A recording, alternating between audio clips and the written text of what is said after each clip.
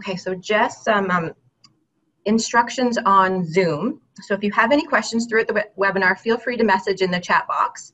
So to open the chat box, you can click on the chat icon down at the bottom of your screen.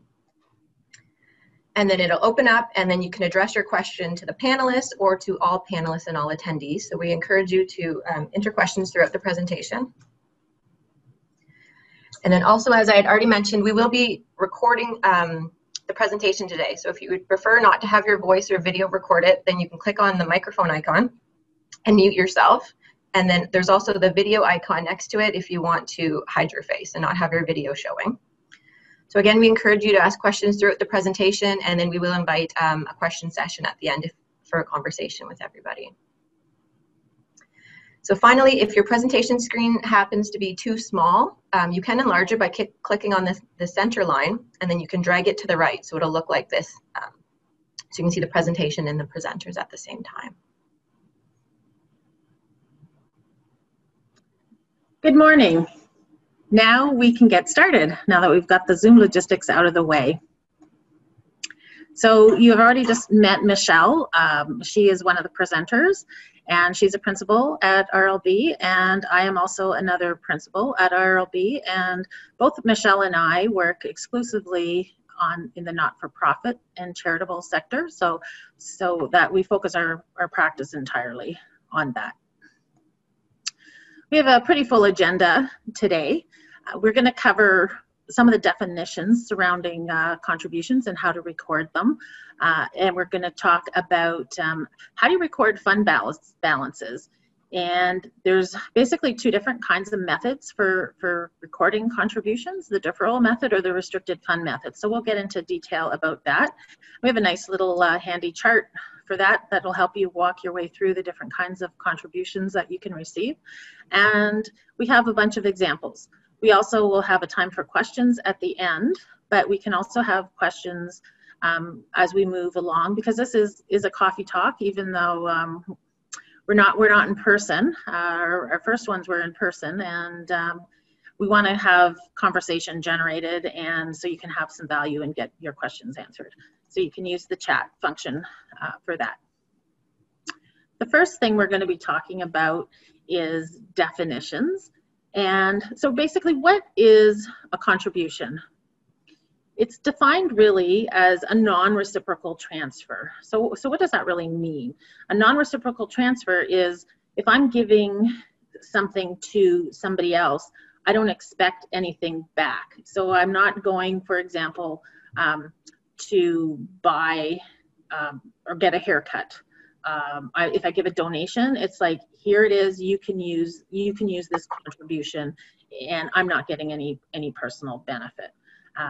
So usually charities and not-for-profits get contributions, and the most common form of contribution is cash. Sometimes there could be assets. You know, I had a client that they just recently were donated the building that they're in, and or it could be a non-reciprocal settlement or cancellation of liabilities. So we have three main types of contributions. Externally restricted. So an externally restricted contribution is one where the donor or the person who is giving the funds to your organization says, okay, I'm going to give you, it looks like we have a wad of $100 bills here. I'm going to give you these $100 bills, but I only want you to spend it on program ABC. Or I only want you to spend it on, you know, funds for seniors. Or there could be lots of different kinds of restrictions. But the important thing to remember with an externally restricted contribution is if you get the funds, you can only spend them the way the contributor or the donor wants you to. The next kind is an endowment contribution. So the official definition for an endowment contribution, it is when somebody gives you something, but they say you can't spend this resource, but you can use it in your operations, or if it's not a cash contribution, or if you receive it, you can only spend what the resource generates as revenue. So a common example for endowment contributions is a gift from an estate that they wish you to keep the investment that they've given you, but any investment income earned you can spend on whatever the stipulation is. So the important thing to remember is you can't spend the endowment fund balance. The third type of contribution is an unrestricted contribution. It's really just a donation that you can use in any way or form that you want.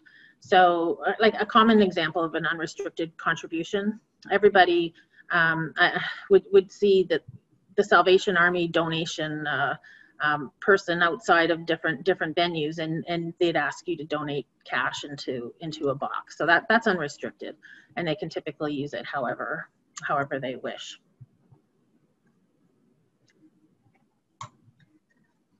Okay, so versus contributions, there's revenue, right? So with revenue, it's earned through some sort of performance. So revenue would be the inflow of cash, a receivable, or an other consideration arising during the ordinary course of activities. So usually this is the sale of goods, the rendering of services, or the use by others of resources. So that would be interest or dividend income. So some types of revenue that you would have in your organization would be your membership fees, your sales of goods and services, any program fees that you have, and then again, your investment revenue. And then the last definition we wanted to discuss was net assets, or you might call them fund balances in your organization. So essentially, your net assets would be the accumulation of prior year net surpluses, or again, deficits that are reinvested in the organization. So these would be called retained earnings if you were in a for-profit company. And essentially, it's the organization's total assets minus their liabilities is how you'd calculate your net assets. So your net assets may be internally or externally restricted. So your internally restricted fund balances, you could have a contingency fund. Some organizations would have a capital fund, and these would be internally restricted. So these are funds set aside at the board's discretion. And then the other side of that would be externally restricted fund balances. So these have stipulations imposed from outside the organizations. So these you could have a capital fund that's externally restricted, but this would be from a grant received that has to be spent on specific capital assets. So now that we've talked a little bit about the different kinds of contributions, the next step we want to talk about is how do you record the various contributions? The first thing we have to consider is the policy for recognizing contributions. And there is two different kinds of policies that a not-for-profit or charity has to follow. One is the deferral method, and the other is the restricted fund method. I'm going to be talking about the deferral method as we go through, and we'll flip back and forth, and Michelle will focus on the restricted fund method. So when you have the deferral method, sometimes it's an easier concept to understand than the restricted fund method, but it's basically you don't have any funds. It's like you have just one set of operations, and when you get your different contributions, you have to determine what kind of contribution it is. So there's three sorts of contributions. You can receive funds for an expense of a future period. So what that means is I can't spend it in this current period. Maybe it's funding for next year. It's operational funding for next year, but you receive it now. And all our examples are that we talk about, our year end or our period end is going to be December 31st. So let's say you receive operating funds from a government, and you receive January's, which will be the next period. You receive it today. So that would be an expense of a future period. So what do we do with that? Because it's an expense of a future period, we can't recognize it as revenue in today's current period. So we have to record it as deferred revenue, which would be the liability section of your statement of financial position, because it's an expense of a future period. Another type of revenue or contribution that you can receive is towards the purchase of a capital asset. So this is a little bit more complicated. You may receive funding for a certain asset, but you amortize the asset, let's just say over 10 years. So really what happens is if you get that funding, you defer you defer the full balance at first, and then as you amortize it, you recognize the revenue. So let's say you bought a $10,000 asset, and you think you're going to have it for 10 years. So you would defer the full 10,000, and then you would take it into revenue over 10 years at $1,000 per year, for example. The third contribution for any that are externally restricted is an expense for the current period. So if you had to spend it on ABC, then you recognize it in the current period for the time that you expended those funds. Okay, and then looking at the other method, the restricted fund method, is where you'd have a separate restricted fund set up for any external or restrictions. So if you had an actual restricted fund set up for, using Colleen's example, a $10,000 grant, if you had a capital fund set up for that $10,000 grant for those capital assets, that $10,000 would be revenue in the current year of the restricted fund. And that doesn't matter if you're spending it in future years, it still would be revenue in the current year of the restricted fund.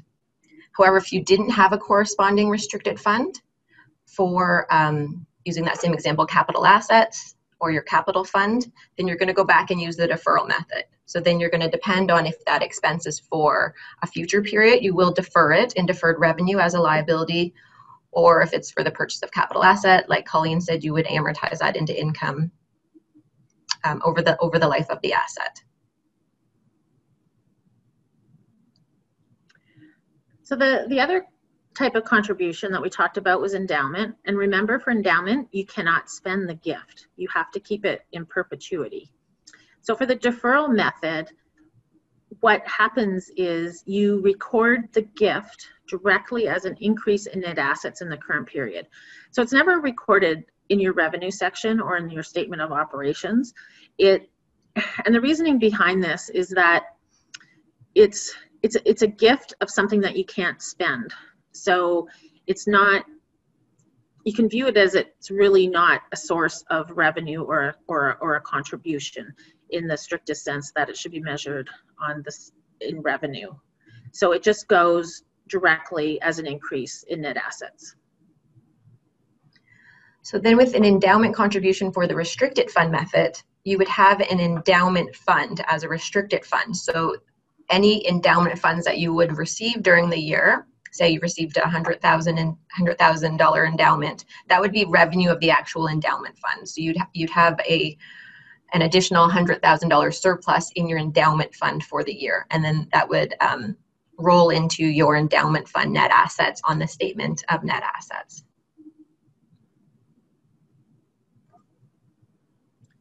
So the third type of contribution that we had mentioned was unrestricted.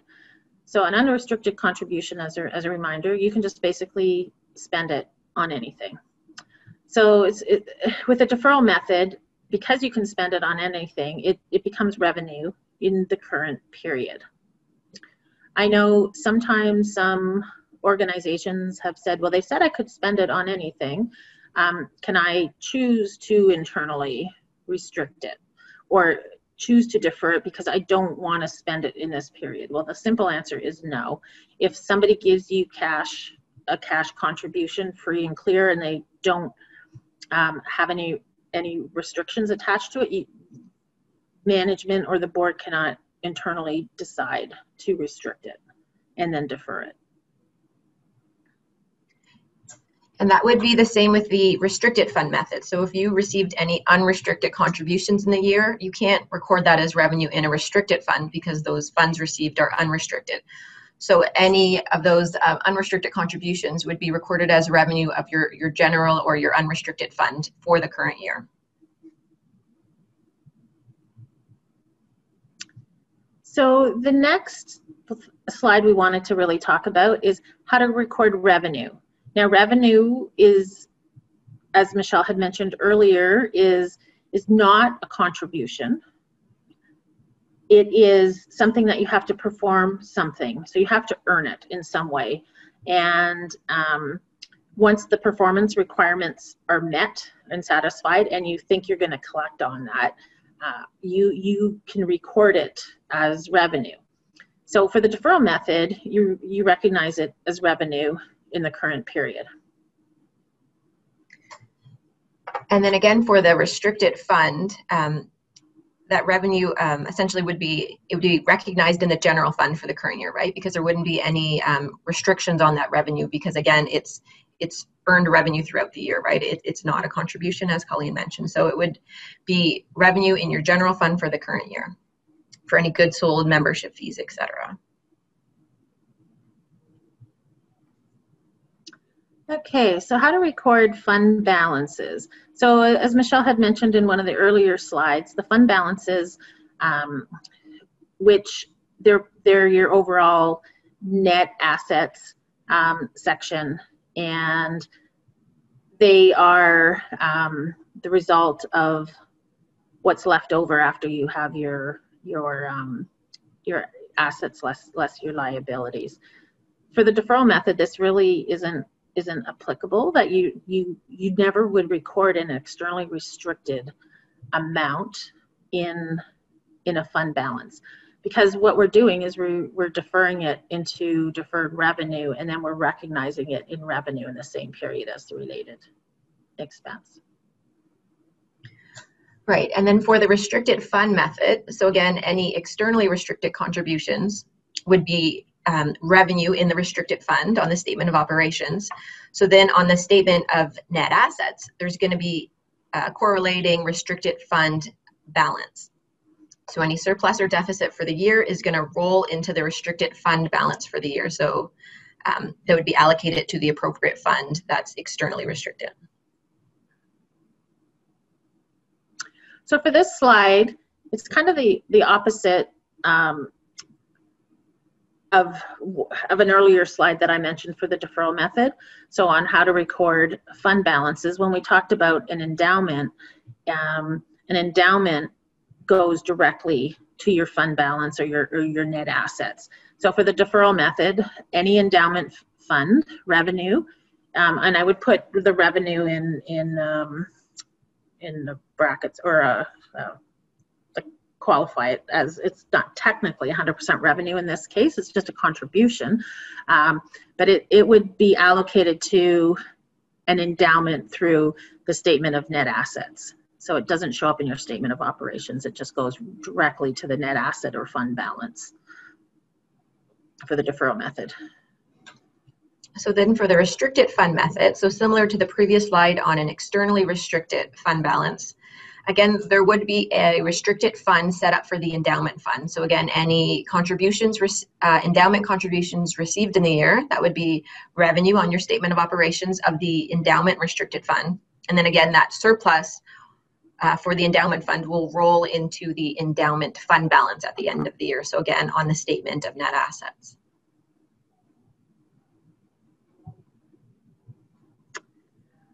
So the next question we had wanted to answer or define how to record is how does the fund balances get recorded for unrestricted contributions? Remember, an unrestricted contribution, you can spend the funds any way you see fit.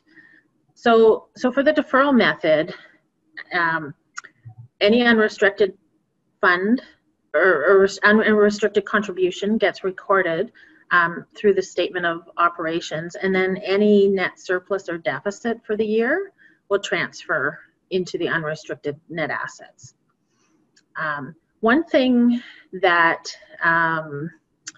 boards can decide to do in with the deferral method is they can decide that if any of their unrestricted net asset or surplus balance, that if they want to segregate any of that and make it internally restricted, they can do so, but it all happens through the net asset section. So you could transfer, for example, let's say we want to have a contingency fund, and this is common. It could be a contingency for future expenses or unknowns, or some other organizations could have a contingency fund for strategic directions, any sort of thing. The board can make a motion and transfer a portion of their net assets to only be spent on whatever that internal restriction is. So then again, with the restricted fund method, so any unrestricted contributions would be going through the general fund or the unrestricted fund. So for the restricted fund method for fund balances, so only restricted contributions are actually being recorded to the restricted fund on the statement of operations. So then on the statement of net assets, any internal transfers would be recorded within the transfers on the statement of net assets, as Colleen already mentioned, right? Because those would be at the discretion of the board. So what we have done is we've summarized everything in this nice little chart. We also have this as a PDF that we can share afterwards. So the organization following the deferral method has the three different types of contributions. The one in the column on the left is the endowment contribution. And really, just to summarize, if you get an endowment, it gets recorded as a direct increase in net assets or your fund balances, however you want to, however you have that defined. If we move to the middle column, we have restricted contributions. So remember that restricted contributions comes from outside the organization, and they direct how you spend the funds. So you could have it as an expense of the current period. If it's an expense of the current period, you recognize it as revenue. If it's an expense for a future period, you defer it and recognize the revenue in the same period that the expense is recognized. And then if you purchase a capital asset, you can defer that contribution and then you amortize it as over the period that you're going to amortize it, and you recognize the revenue in the same amount as you amortize the asset. And the last column, the unrestricted contribution, you basically recognize as revenue immediately when you receive it, because you can spend it on anything that you wish to spend it on.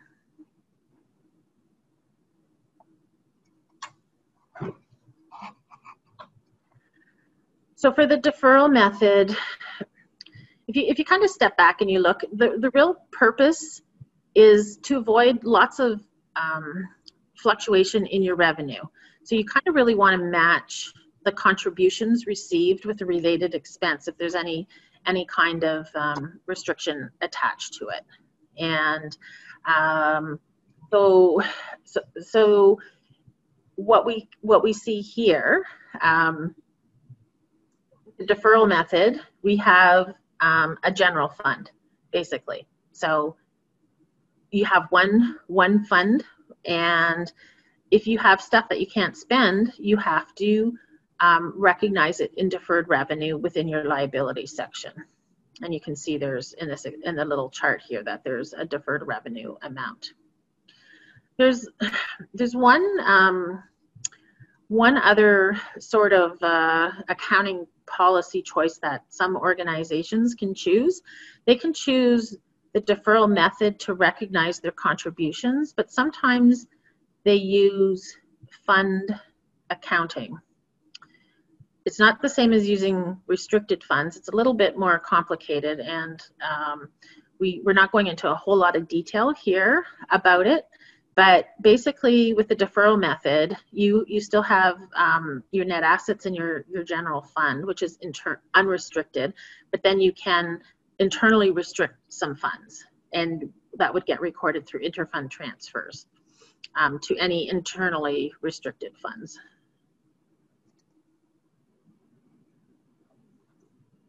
Okay, so then using the restricted fund method chart, and I do find these charts really handy. We will go back and use them when we're doing year-end audits as well.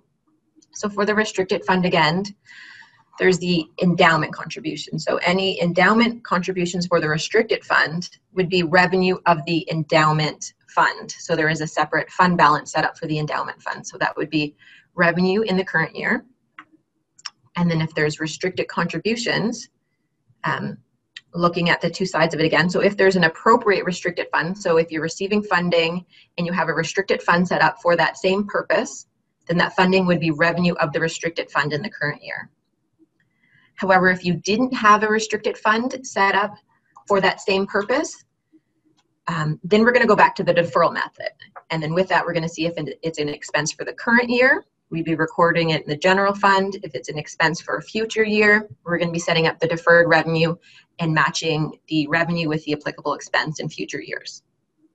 And then the third contribution for the restricted fund is if it's unrestricted. So again, if you're receiving an unrestricted contribution, that's going to be revenue of the restricted fund because there aren't any restrictions on it. So this, by default, it flows to your restricted fund.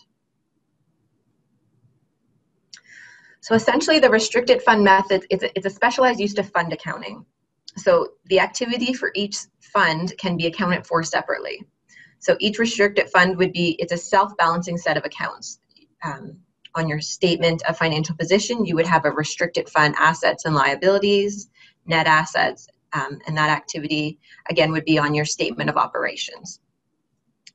So with the restricted fund method, there's going to be a lot more volatility with your net surplus, right? Because you can recognize revenue immediately if it relates to that purpose for the restricted fund.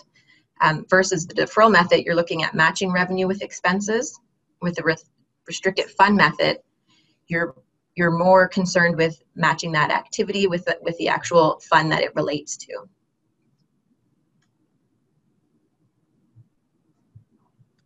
All right, so we have a bunch of examples here, and this is where we want you to see if you can help us answer these, and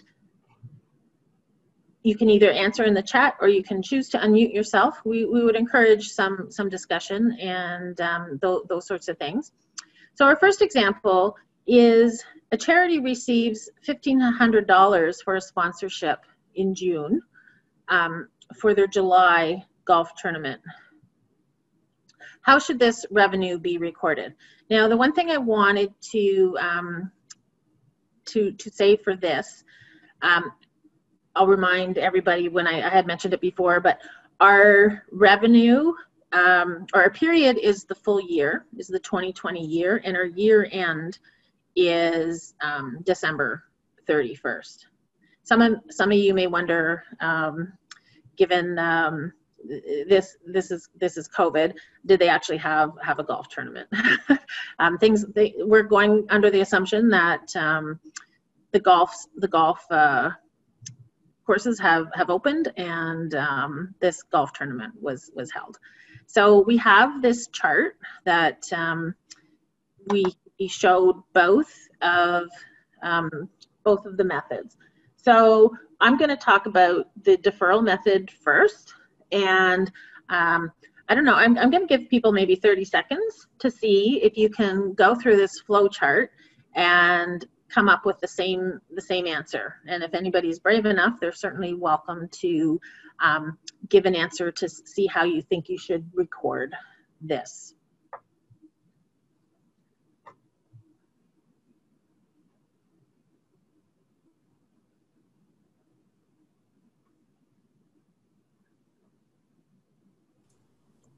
Hi, it's Kathy. Hi, Kathy. I'm not working in a charity, not-for-profit organization, but I am in not-for-profit, so I'll give it a try. With deferral method, it would be a restricted contribution for an expense of a future period. So it would be deferred on the balance sheet, and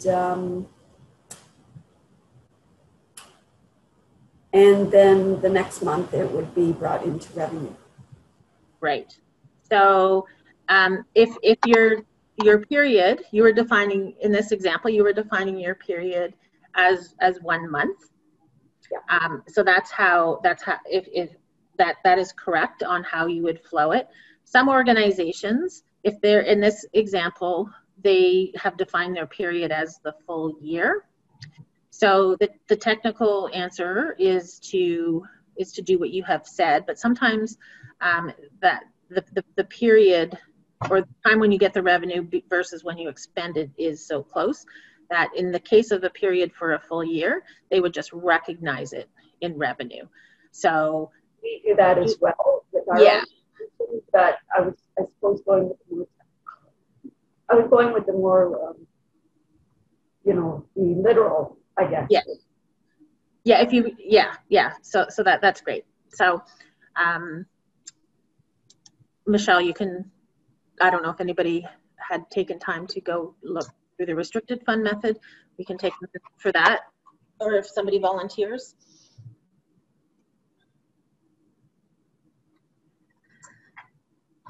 Yeah, so again, with the restricted fund method,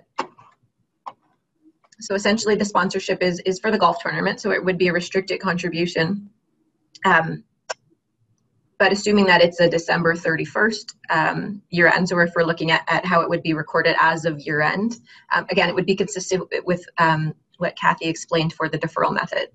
So if it's an expense, it's revenue for the current period, and the golf tournament would be within the same year, then that would be revenue of the revenue for the current year.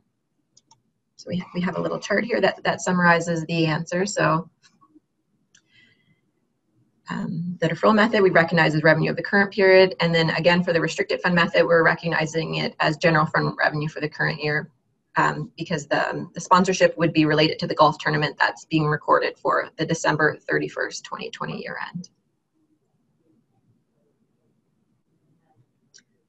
So the next example we have is on a program grant. So again, it's a December 31st year end. So for this example, there's an organization and they received a $50,000 grant. So this grant is received to run 2 12-week programs. So one is going to occur in fall 2020, and the next 12-week program is winter 2021. So how should this revenue be recorded, the $50,000?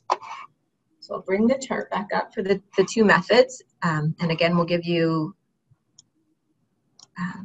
maybe 30 seconds or a minute to think about this. But again, if anybody wants to unmute themselves and answer it, that would be great. Or we can walk through the two methods again.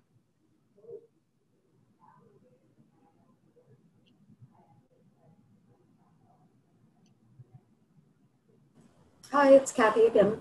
So in this case, I think the same as the last example. Would be restricted under the deferral method, restricted contribution with 50% if that's the way it's split, remaining in the deferral at year end.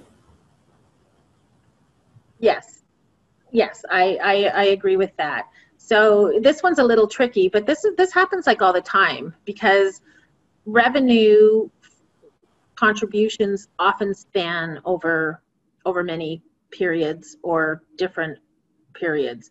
So as Kathy had said, and we're assuming that it's a 50-50 split.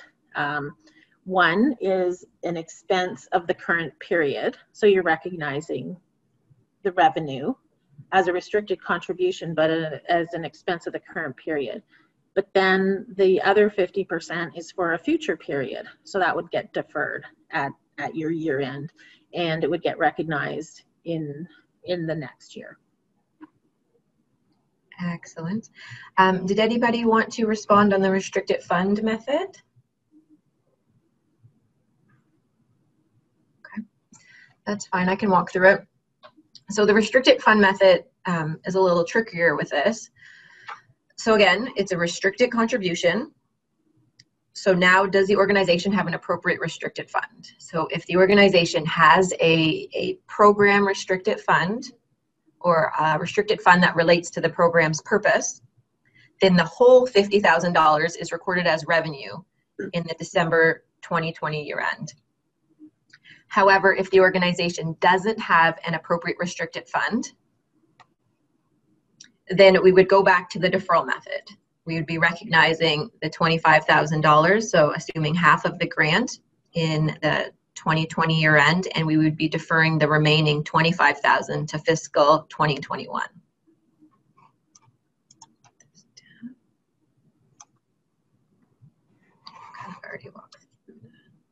Yeah, so this just summarizes what we had indicated. So the deferral method, it's an expense for the current period, for the portion that is in the current period, and then the portion that's in the future period, you'd recognize it in the future. Right, and then again, if there's a appropriate restricted fund for the grant received, you recognize it completely in the current fiscal year. However, if there's not a appropriate restricted fund, then again, we go back to the deferral method, and that is based on matching your revenue with the appropriate expenses. All right. Our next example is for membership fees. And your membership year runs for the calendar year, so for January to December. But in September, you invoice your members for the membership fees. So for in September of 2020, the 2021 membership fees are invoiced for. At December 31st, you've received $40,000 of membership fees. How should this revenue be recorded? So again, we'll bring up the chart, and I guess the first question is, we ask, are membership fees a contribution or not? This can sometimes be tricky. Earlier in one of the slides, we had discussed that membership revenue is really, for the most part, not a contribution, because members are receiving some sort of benefit. But you can still apply some of these principles. On the other hand, we've also seen some cases in not-for-profits or charities where the membership fee does not really confer any benefits to the actual member, and some can treat it as contributions. So the question here is, it's revenue of a future period. What do we do here? So if there's anybody who wants to take a minute, or we can take a minute and look at this, and then we can see what the answer is.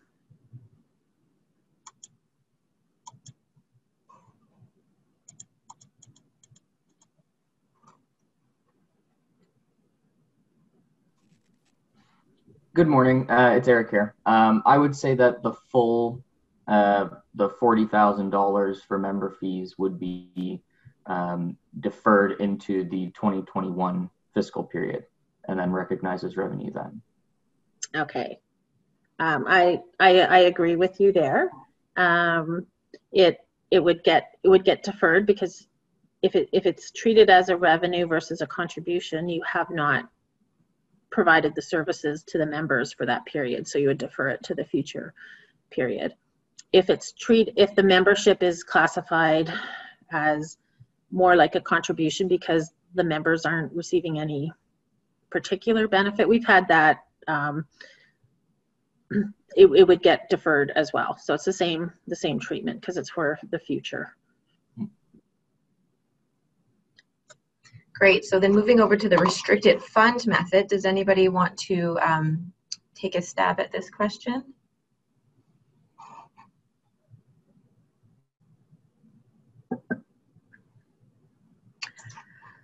Okay, so again, looking at the two sides of it. So assuming that the membership fees are revenue, that would be consistent with what Colleen and Eric have already said. because the revenue, the $40,000 revenue received for the current year relates to a benefit the members would receive next year. That $40,000 would be deferred as of year end, and then in fiscal 2021 it would be brought into income. If we look at the membership fees as a contribution, so the members aren't really receiving a benefit from them, it would go back to a restricted contribution because they're further membership fees. So is there an appropriate restricted fund? I wouldn't think there would be a restricted fund for your membership fees. So we'd go over to there being no appropriate restricted fund. So then we're flipping back to the deferral method. So with the deferral method, if it's revenue for the current year, it would be in the current period, whereas these membership fees are for fiscal 2021. Again, we would defer it. Bring this down and bring the chart up. So just being consistent with what we just went over. Yeah, so it's deferring to a future period under the deferral method. Right, and then similar with the restricted fund method, if there was a restricted fund for the membership fees, that would be revenue of the restricted fund, but more likely there isn't a restricted fund for the membership fees, so we would treat it the same as the deferral method would. So similar to what Colleen just said, we would be deferring it as of year end and then bringing it into income in the applicable year.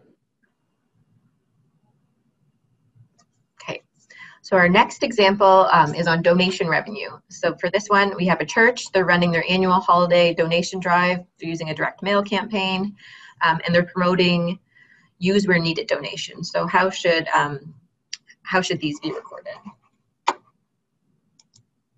I'll bring the chart back up and we can give you 30 seconds to think about it. So again, we're using a December 31st year end.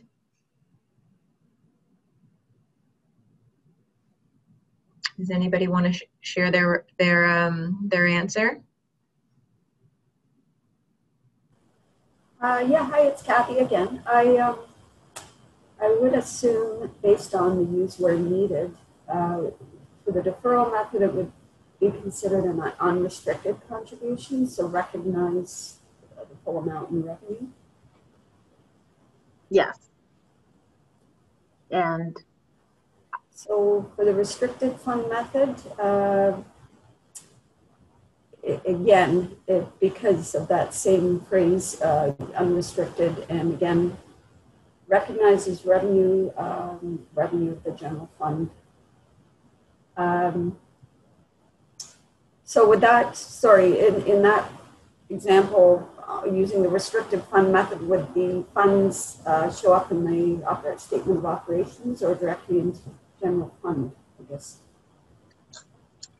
Yeah, so they would be showing up in the statement of operations. So it would be revenue of their, I'm calling it the general fund, but essentially their unrestricted fund for the year, just if there aren't any restrictions on the donations received. So yeah, you're correct. Sometimes we get asked by some clients saying, well, it was a use where needed, so can I not now, I need it to be for project ABC, so can I not now defer it for project ABC and restrict it and make it restricted? Well, the answer is no. You can still use the funds on any sort of expenditure, but the donor isn't directing you to spend it on certain things. It's like you just use it for anything, basically. And so it is unrestricted. Great. So just to recap what Kathy had mentioned, so you'll recognize it as revenue in the current period for both.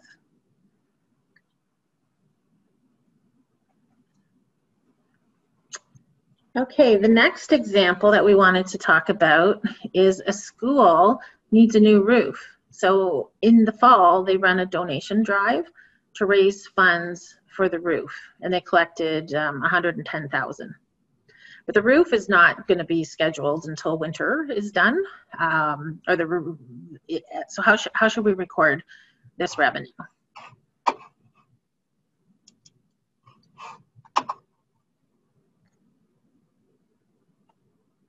Again, if people want to take a moment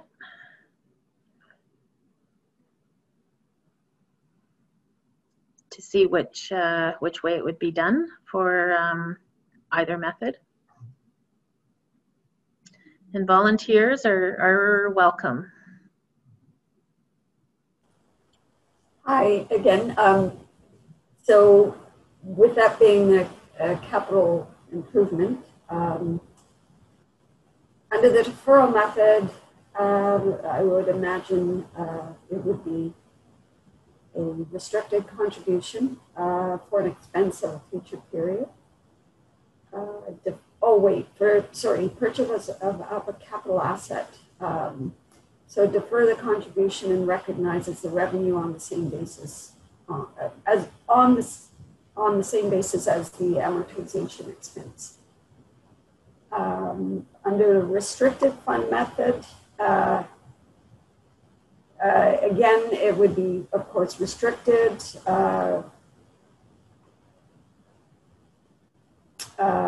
Sorry, I just read them here. So yeah, it would be the appropriate restricted fund and recognizes revenue of the appropriate restricted fund, I would imagine. Okay, so I'll go through the deferral method. So it is for a purchase if you determine that it is capitalization criteria, and you would defer it and recognize it, as Kathy had said, into revenue in the same period as you amortize the related expenditure. So let's just take our 10-year period. The roof is going to deteriorate pretty quickly. I'm just using 10 years as an example, but you would take $11,000 into revenue each year, and your amortization would be 11,000 as well. So here it eliminates the volatility. So it's net, like they cancel each other out. So you're not better or worse off. It's a net position. Great. And then for the restricted fund method, so similar to what Kathy answered. So if there is a applicable restricted fund, so let's assume that they have a capital restricted fund, we would record this $110,000 as donation revenue for the capital fund restricted fund. So there would be an additional $100,000 surplus this year. So we're not matching the revenue with expenses, but it's revenue to that appropriate fund. However, if they don't have a capital restricted fund, then again, we'd go back to the deferral method and we would be deferring those funds to the applicable period.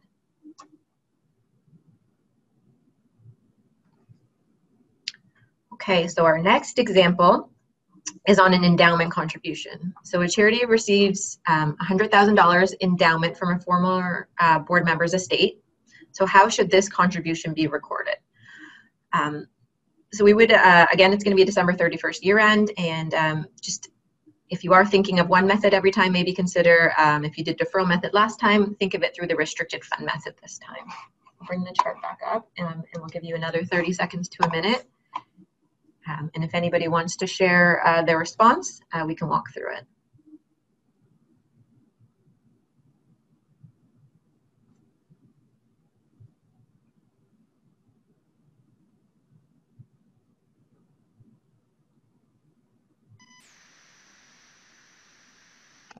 Hi, Michelle. It's Jen here. So under the deferral method, so it's an endowment contribution and it's directly increases net assets. So it doesn't go on the statement of operations. And on the restricted fund method, it's same thing, an endowment contribution, but it actually goes onto the statement of operation and gets shown as revenue. Excellent. Thanks, Jennifer. We'll bring the responses up and we can go over them. Yeah. So it's exactly as Jennifer had said. It for the deferral method. So it goes. You receive the $100,000, and it just increases your net assets by that same amount. Right. And then using the restricted fund method. So that would be revenue of the endowment fund. So there would be a $100,000 surplus on the statement of operations for the endowment fund. and then that surplus for the year would roll into the endowment fund net assets on the statement of operations. So you see how there would be a significant difference on depending which method you're using on your statement of operations, because with the restricted fund method, you're showing revenue for the endowment fund for the year. All right, example 7 is a capital grant. So this charity received a grant of $100,000 for the new addition of some clinical space and equipment dedicated for COVID-19 testing. So we could perhaps say this this charity was a health center. So they amortize the capital assets over 10 years, straight line. So how do we record this revenue under each of those methods? So we can work our way through the chart. We'll take a few moments, and if we have a volunteer, that is awesome.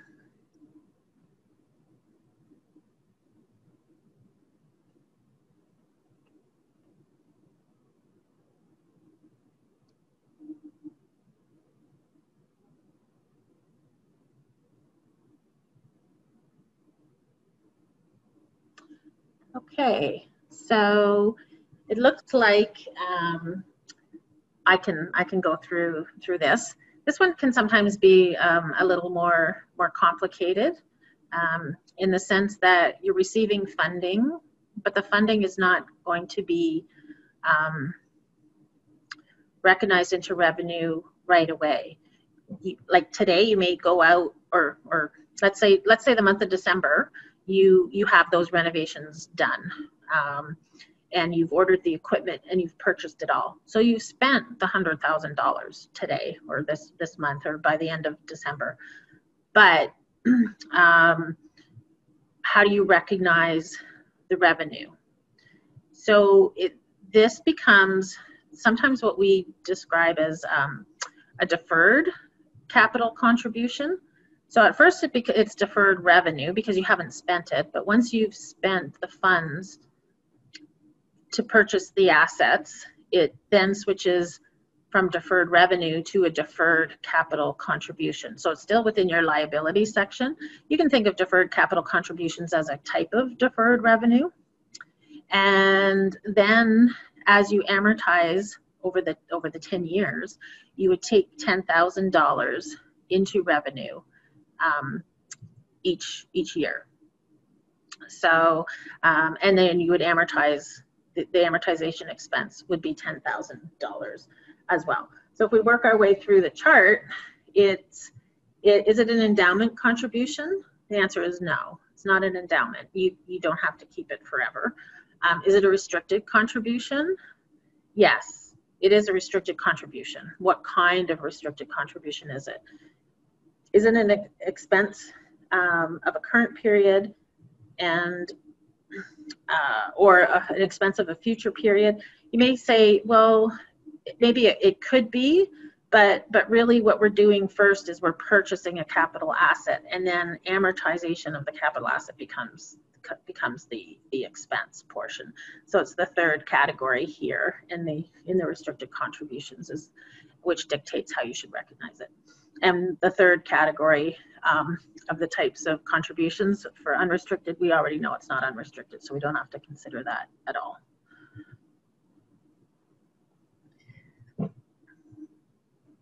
Great, so I can walk through the restricted fund method contribution.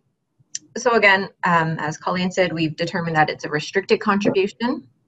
It's grant money received for a specific purpose. It's to build this clinical space and equipment.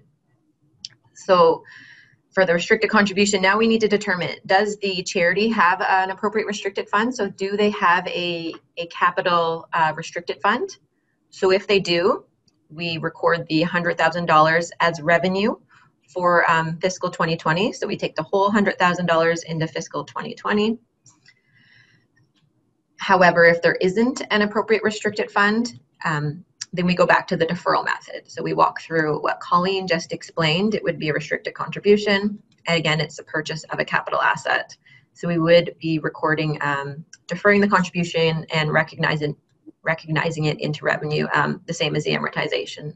So we would be treating that as a deferred capital contribution. So I can bring our chart up that summarizes all of that. Yeah, so for the deferral method, it's basically you defer the grant into deferred revenue, and you amortize it based on the amortization expense over those 10 years. And if you, the second bullet here talks about sort of like the cash flow. So you get $100,000 into the bank, and then once you purchase the asset, you have the asset, and then you defer it over the 10 years. Right, and then under the restricted fund method, if there's an appropriate restricted fund, so if they have an externally restricted, like a capital fund set up, we would be recording that $100,000 as revenue for the restricted fund for the current year. So you would see how the statement of operations would differ depending on if we're using the restricted fund method versus the deferral method. Under the restricted fund method, we're taking the whole $100,000 grant into income in the current year. So we're not matching the revenue and expenses, which is more the purpose under the deferral method. And then again, under the restricted fund method, so if we don't have a corresponding restricted fund, we're going to go back to the deferral method, like we said. So it would be amortizing that grant into income, consistent with how we're amortizing the capital asset. Okay. Number 8. So this is our last example. We have an example on a contingency fund. So here we have a board of directors, and they're wishing to set aside $100,000 of their $500,000 net assets for a contingency fund. So how should this be recorded? Bringing that chart up, but if anybody wants to share their response, we can wait 30 seconds until everybody works this through.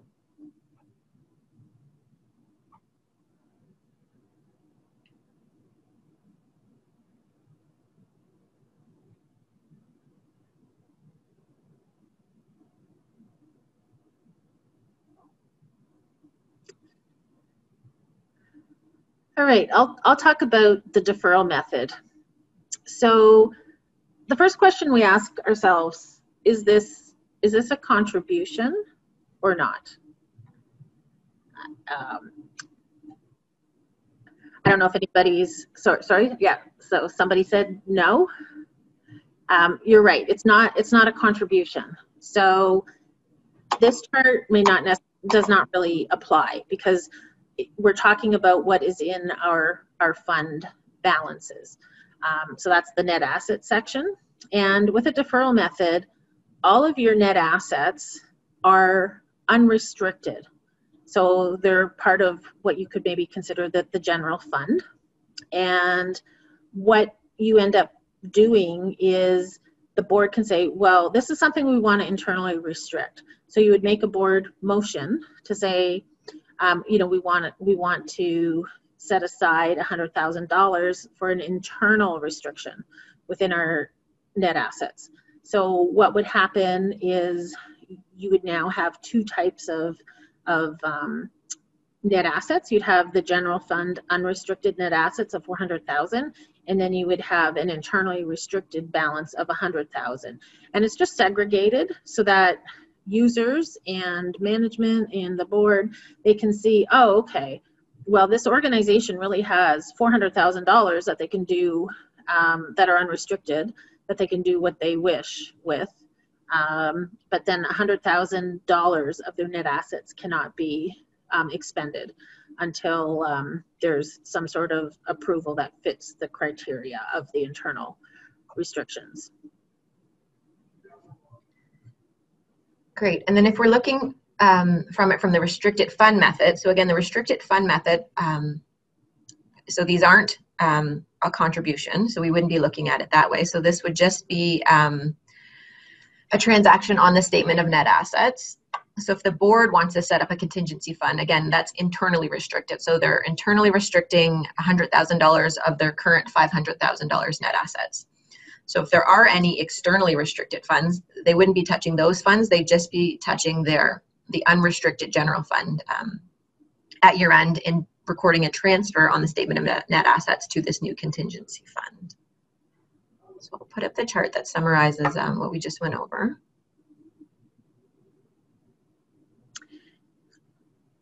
Yeah, so for the deferral method, to summarize, it's part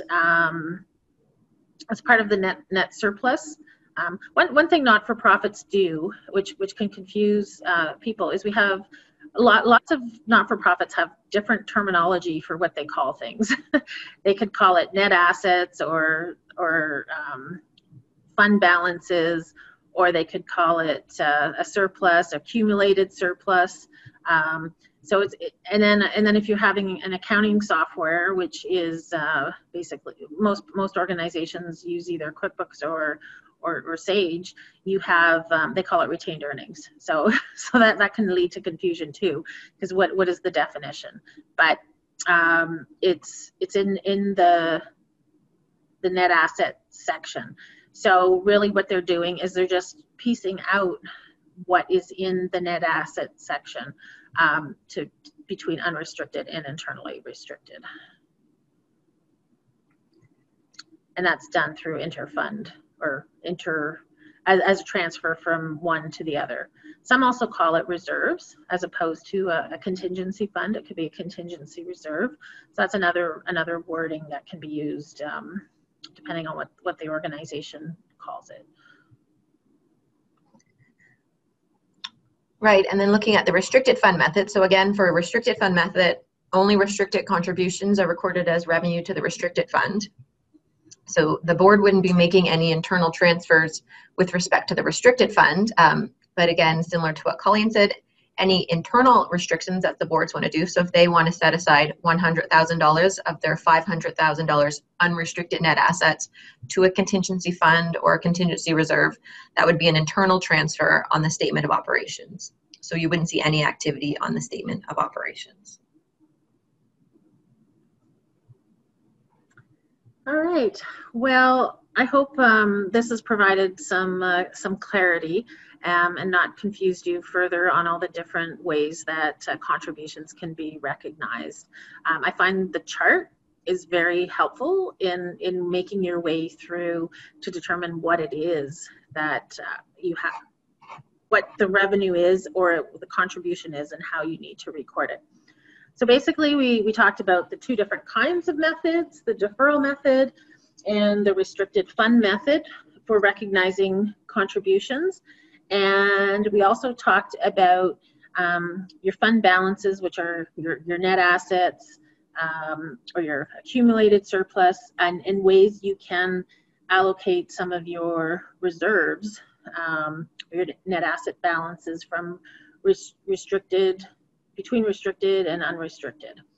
And I think it's hopefully this can help you with recording your contributions in the appropriate way.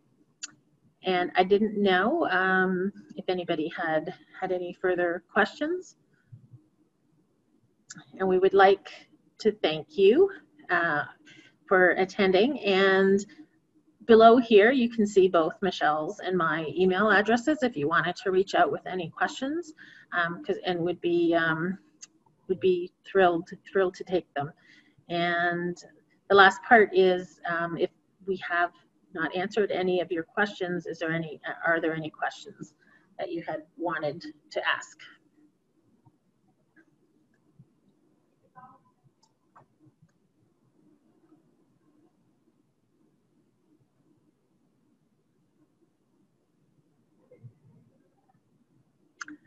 I guess everybody has all their questions answered.